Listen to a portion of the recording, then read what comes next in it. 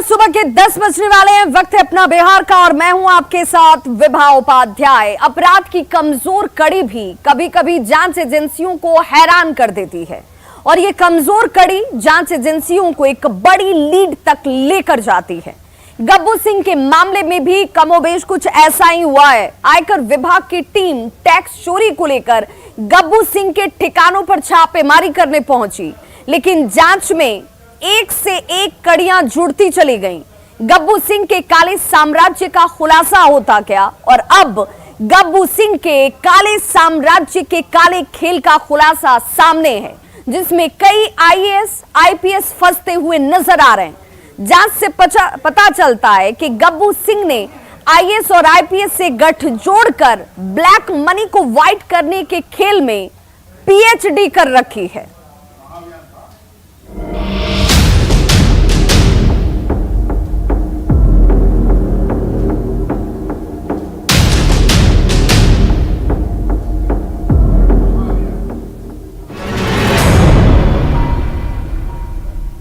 तो बिल्डर गब्बू सिंह के मामले में बड़ा खुलासा इस वक्त सामने है, जिसमें गब्बू सिंह ने फर्जी कंपनियां बनाई हुई थी। फर्जी कंपनियों के जरिए टैक्स की चोरी का काम कर रहा था गब्बू सिंह और टैक्स का गबन इसी कंपनी के जरिए हो रहा था। 40 करोड़ से अधिक टैक्स की चोरी का खुलासा इस वक्त सामने है। झारखंड की एक बड़ी कंस्ट्रक्शन कंपनी के साथ साझेदारी कर बिहार में कई बड़ी सरकारी बिल्डिंग्स का गब्बू सिंह ने कॉन्ट्रैक्ट हासिल किया हुआ था। आधिकारिक तौर पर जो चर्चाएं हैं उन बताया जा रहा है कि गलियारों में इस तरह की भी चर्चा है कि ऊंची पैठ के बल पर सरकारी बिल्डिंग के कंस्ट्रक्शन और उससे जुड़े काम को बड़ी आसानी से गब्बू सिंह हासिल कर रहा था। गब्बू सिंह हाल के वर्षों में आईजीआईएमएस समेत भवन निर्माण विभाग और पुलिस बिल्डिंग का काम एक खास कंपनी को ही दिया जाता रहा है, जिसमें गब्बू सिंह की कंपनी की भी साझेदारी शामिल है। कई शैल कंपनियों के जरिए भी बड़े पैमाने पर फर्जीवाड़ा किया जा रहा था, जिसमें ट्रांजैक्शंस दिखाए जा रहे हैं। पूर्व आईएएस, पूर्व आईपीएस समेत वर्तमान में कई ऐसे वरिष्ठ आईएएस और आईपीएस हैं और उनके रिश्तेदारों के नाम भी सामने आ रहे हैं, जिनको मुनाफा पहुंचाने का काम गब्बू सिंह ने किया है। आयकर विभाग की जांच आज भी इस पूरे मामले में जारी है। तो पूरा एक देखिए कैसे इसके पीछे सिंडिकेट कह लीजिए, एक पूरे संयोजित तरीके से मनी लॉन्ड्रिंग का ये पूरा मामला नजर आता है, जिसमें ब्लैक को व्हाइट करने का खेल गब्बू सिंह की तरफ से किया जा रहा था। और इसमें आईएएस आईपीएस जो वर्तमान में भी हैं और जो रिटायर हो चुके हैं, जो अपने पद से अब सेवा मुक्त हो चुके हैं, उन लोगों के नामों का खुलासा भी सामने आ रहा है। तो जेडीयू से जुड़े बिल्डर गब्बू सिंह के मामले में रोज नए खुलासे सामने आ रहे हैं और इनकम टैक्स की छापेमारी में 50 लाख से ज्यादा की कैश की बरामदगी अब तक हो चुकी है। गब्बू सिंह के काले साम्राज्य में हो रहे इस काले खेल की जानकारी इन खुलासों के जरिए अब सामने है। जांच में उनका इस बड़े पैमाने पर इस खेल में तमाम दूसरे लोगों के साथ संलिप्तता सामने आ रही है। आयकर विभाग के सोर्सेज के हवाले से जो खबर मिल रही है उसके मुताबिक गब्बू सिंह बिहार के सीनियर आईएएस और आईपीएस अधिकारियों के काले धन को सफेद धन में बदलने का काम करता था। वो इन अधिकारियों से पैसे लेता था और उसे अपनी कंपनियों में इन्वेस्ट कर अधिकारियों को मोटा मुनाफा कमा कर दे रहा था। इन अधिकारियों में से कुछ तो अब रिटायर हो चुके हैं और कुछ अब भी सेवा में मौजूद हैं। आयकर विभाग इन अधिकारियों को नोटिस भेज सकता है।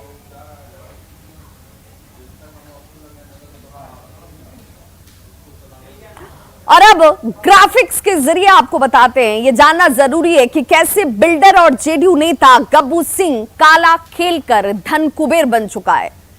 खबर के मुताबिक गब्बू सिंह आईएएस और आईपीएस अधिकारियों की ब्लैक मनी को अपनी कंपनी के जरिए, यानी कंपनी गब्बू सिंह की, लेकिन ब्लैक मनी आईएएस अधिकारियों का और उससे व्हाइट मनी में कन्वर्ट वो कर रहा था। ब्लैक मनी कंपनी में निवेश किए जा रहे थे और उसी कंपनी में इस निवेश के साथ मुनाफा कमाकर अधिकारियों को व्हाइट मनी कर उसे दे रहा था। खबर के मुताबिक कई अधिकारी अब रिटायर्ड में जो शामिल थे वो हो चुके हैं, तो कई आईएएस और आईपीएस अधिकारी अभी सेवा में मौजूद हैं। इनपुट के आधार पर आयकर की टीम ने छापेमारी की और अब आईएएस और आईपीएस अधिकारियों को आयकर की टीम की तरफ से नोटिस भी भेजा जा सकता है, जो सोर्सेज जानकारी दे रहे हैं। आईएएस और आईपीएस अधिकारियों से ब्लैक मनी लिया जा रहा था और इसी ब्लैक मनी को व्हाइट मनी में कन्वर्ट किया जा रहा था। अपनी कंपनी में यह शख्स निवेश करता था और उस निवेश के जरिए जो बड़ी रकम कमाई जा रही थी, उस रकम को इन अधिकारियों तक ट्रांसफर किया जाता था, दिया जाता था व्हाइट मनी में तब्दील कर। अब तक कई अधिकारियों से गब्बू सिंह का करेक्शंस भी रहा है। कई अधिकारी रिटायर हालांकि अब हो चुके हैं और अब भी कई ऐसे हैं जो सेवा में मौजूद हैं। हालांकि नामों का खुलासा सामने नहीं है। अधिकारियों को आयकर विभाग अब एक एक करके नोटिस भेज सकता है, जो जानकारी हमारे सोर्सेज दे रहे हैं। और हमारे सहयोगी अमित इस वक्त हमारे साथ सीधे लाइव जुड़ गए हैं पटना से। अमित, जिस जांच के साथ आईटी की टीम यहां पर पहुंची थी, उसे भी हैरान करने वाली जानकारियां यहां से मिली हैं। कैसे ये खेल जो है वो गब्बू सिंह के साथ शुरू होकर आईएएस और आईपीएस तक जाकर जुड़ जाती हैं? क्या नामों को लेकर कोई जानकारी सामने आ रही है कि कौन कौन से ऐसे अधिकारी हैं जिनकी मनी को ये व्हाइट करने का खेल खेल रहा था?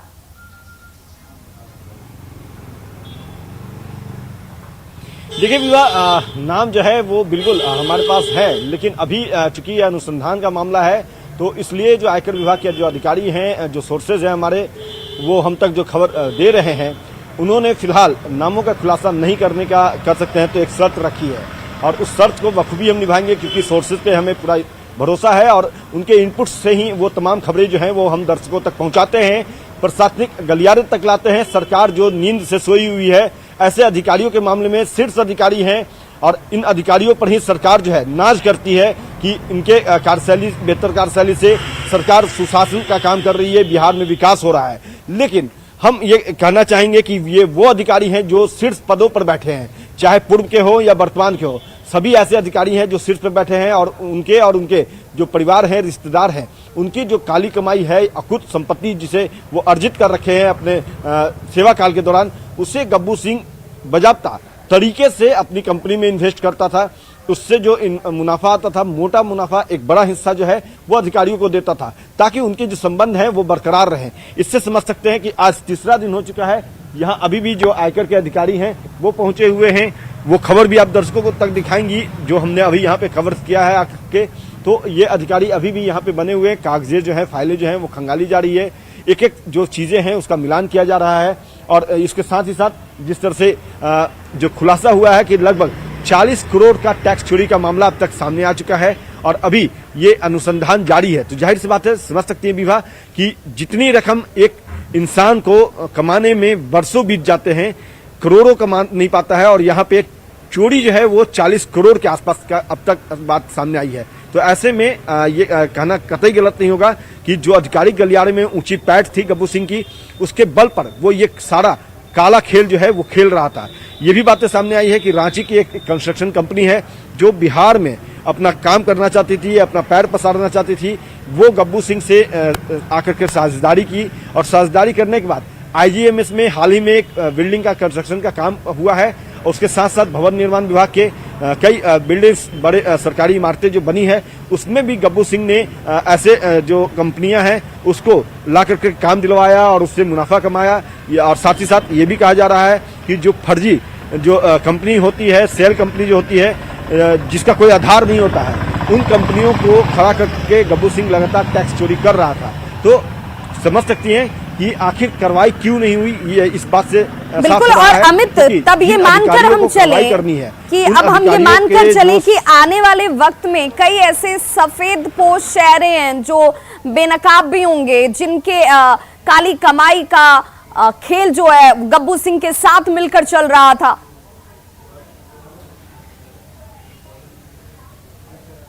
देखिए, निश्चित तौर पे चूंकि आयकर विभाग जो है वो अभी अनुसंधान कर रही है, तीसरा दिन है आज जिस खबर को हम लगातार दिखा रहे हैं। बड़ी खबरों को दर्शकों तक पहुंचा रहे हैं। देखिए, ये इनकम टैक्स के जो इन्वेस्टिगेशन विंग के जो अधिकारी हैं बिहार झारखंड के, वो अभी भी यहाँ पे बने हुए हैं। इस बात की तस्दीक ये उनके वाहन जो है सरकारी वाहन उससे भी हो रहा है, और हमने देखा भी है अधिकारियों को यहाँ आते हुए।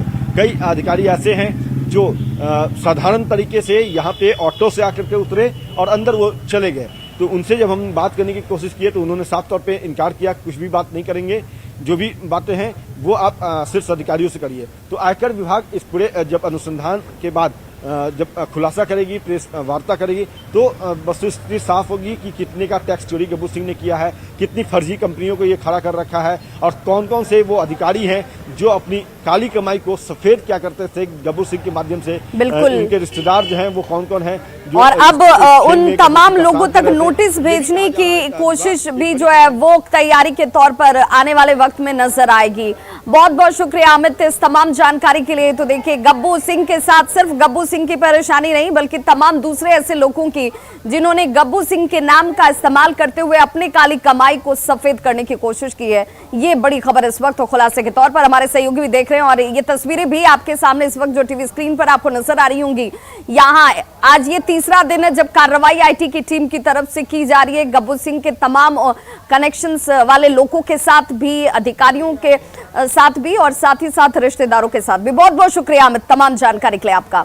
और अब बात करेंगे डेंगू के डंक की, जिससे पूरा बिहार कराह रहा है।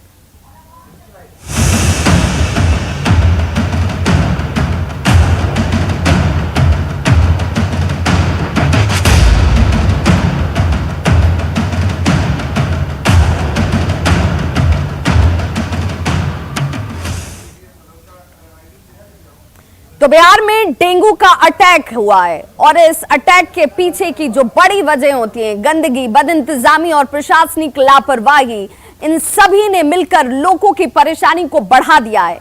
कहीं जल जमाव है तो कहीं गंदगी का अंबार लगा है। पटना से लेकर पूर्णिया तक हर जगह आपको एक जैसे ही हालात नजर आएंगे।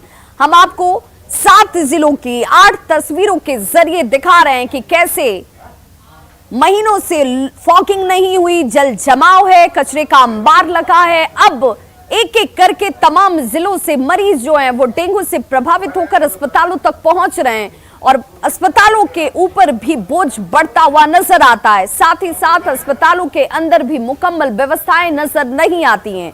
जल जमाव की वजह से मच्छरों ने अपना डेरा जमा रखा है, और यही वजह है कि डेंगू के सबसे ज्यादा मरीज सामने आ रहे हैं। पीएमसीएच की तस्वीर आपके टीवी स्क्रीन पर, यहां मरीजों की लंबी कतारें लगी हुई हैं, जिनके अंदर डेंगू के लक्षण नजर आ रहे हैं। लोग अस्पतालों का रुख करते दिखते हैं। पटना के बाद अगर सबसे ज्यादा बुरी स्थिति कहीं पर है डेंगू मरीजों को लेकर तो गोपालगंज जिले से इसके बाद सबसे ज्यादा प्रभावित मरीजों की संख्या सामने आ रही है, लेकिन इलाज को लेकर उचित इंतजाम दिखता नहीं है। सदर अस्पताल अरवल में भी मरीज पहुंच रहे हैं जो कि डेंगू के लक्षण के साथ दिखते हैं। इंतजाम यहां पर भी कमोबेश कम ही नजर आ रहा है। नवादा के शहरी इलाकों में जल जमाव से स्थिति भयावह है। लोग इसे लेकर अब संशय और डर के साए में जी रहे। मुंगेर सदर अस्पताल में भी मरीजों की संख्या लगातार बढ़ती जा रही है। वहीं खगड़िया में न्यूज 18 की खबर का असर जरूर हुआ। यहां पहले से बेहतर इंतजाम दिख रहे हैं। गया के जयप्रकाश नारायण अस्पताल में भी फिलहाल व्यवस्थाएं अच्छी दिखती हैं, लेकिन विभिन्न जिलों की जो तस्वीरें सामने आ रही हैं वो बताती हैं कि स्थिति कितनी ज्यादा खतरनाक है। नगर निगम और नगर पालिकाएं कितनी लापरवाह बनी हुई हैं। तो बिहार में डेंगू के मच्छरों के प्रकोप को नियंत्रित करने के लिए 4 विभागों के 15,000 कर्मी दवा का छिड़काव करने के लिए मोर्चे को संभाले रखे हुए हैं। ये कर्मी मच्छर और उनके लार्वा को पनपने से रोकने के लिए डेंगू रोधी दवा का छिड़काव करेंगे।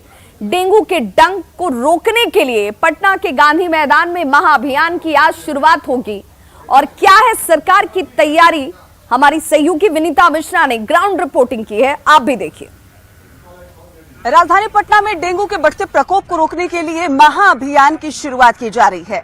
आज पटना के गांधी मैदान से 75 इस तरीके से फॉगिंग मशीन को यहां से रवाना किया जाएगा, जो पटना के अलग अलग वार्डों में जाकर डेंगू के मच्छर और उसके लार्वे को पनपने से रोकने की कोशिश करती हुई नजर आएगी। इस मशीन के साथ साथ यहाँ पे लगभग 150 बाइक्स जिसपे फॉगिंग मशीन बनाए गए हैं और उन मशीनों के तहत भी वहां पे छिड़काव किया जाएगा। ये देखिए, इस तरीके से जो बाइक है उन्हें तैयार किया गया है, क्योंकि डेंगू का जो प्रकोप है वो लगातार बढ़ता जा रहा है। एक दिन में लगभग 400 डेंगू के मरीज चिन्हित किए जा रहे हैं और ऐसे में छिड़काव बहुत जरूरी है।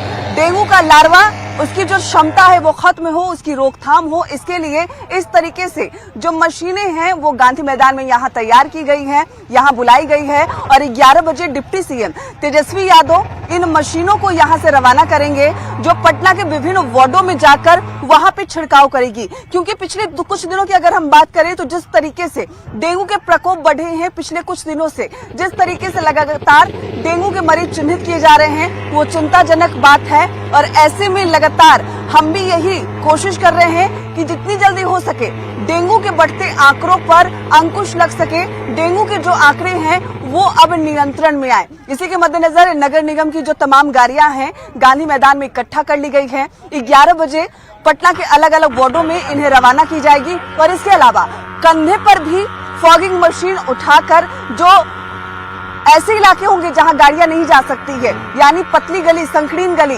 उन इलाकों में भी छिड़काव किया जाएगा। और इस महाअभियान के तहत कोशिश यही होगी कि जितनी जल्दी हो सके डेंगू के प्रकोप को रोका जा सके।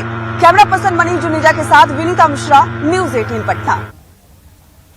और अब बात बेखौफ अपराधियों की, जिनका तांडव लगातार बढ़ता जा रहा है। ये अपराधी अब पुलिस के लिए किसी चुनौती से कम नहीं है। यह हम नहीं बल्कि तस्वीरें खुद गवाही दे रही हैं। 5 तस्वीरें हम आपको दिखाने जा रहे हैं और इन तस्वीरों को देखकर आपको भी अंदाजा होगा कि इस वक्त क्या हालात हैं। बीती रात की घटना है दानापुर में, जहां अपराधियों ने बीच बाजार में एक युवक को गोलियों से भून दिया। तो बेगूसराय में अपराधियों ने एक युवक को गोली मार दी और हथियार लहराते हुए फरार हो गए। जबकि कटिहार में एबीवीपी नेता को गोली मारी गई और वहीं सीवान में दहशत फैलाने के लिए अपराधियों की तरफ से अंधाधुंध फायरिंग की जाती है। जबकि गोपालगंज में शराब की मुखबिरी के आरोप में वार्ड सचिव पर जानलेवा हमला किया गया। वैशाली से बड़ी खबर आ रही है, जहां केंद्रीय मंत्री पशुपति पारस के काफिले में बड़ा हादसा हुआ है। हालांकि केंद्रीय मंत्री हादसे में बाल बाल बच गए हैं। दरअसल केंद्रीय मंत्री का काफिला जा रहा था और तभी एक शराबी साइकिल लेकर इस काफिले में घुस गया। साइकिल सवार को बचाने के चक्कर में केंद्रीय मंत्री के काफिले की एक गाड़ी अचानक से रुकती है और गाड़ी सड़क के किनारे स्थित एक गड्ढे में जाकर धंस गई। मंत्री के समर्थकों ने गाड़ी को गड्ढे से निकालने वक्त यहां पर नारेबाजी भी की, बजरंगबली के नारे लगाए गए और नीतीश सरकार पर अपनी भड़ास निकाली गई। नीतीश कुमार मुर्दाबाद।